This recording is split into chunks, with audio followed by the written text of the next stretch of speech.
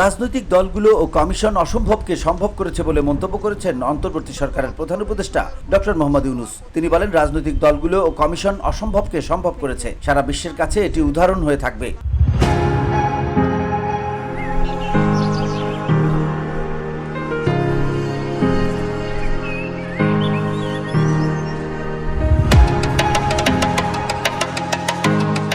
জুলাই সনদে স্বাক্ষরের পর তিনি এক ভাষণে একথা বলেন। এর আগে জুলাই জাতীয় সনদে স্বাক্ষর করেছে বিএনপি, জামায়াত, গণ অধিকার পরিষদ, এবি পার্টি, গণসংহতি আন্দোলন সহ বিভিন্ন রাজনৈতিক দলের প্রতিনিধিরা।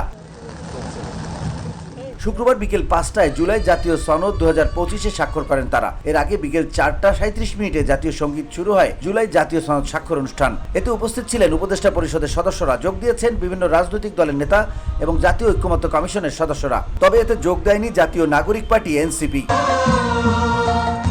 VOD Bangla news desk.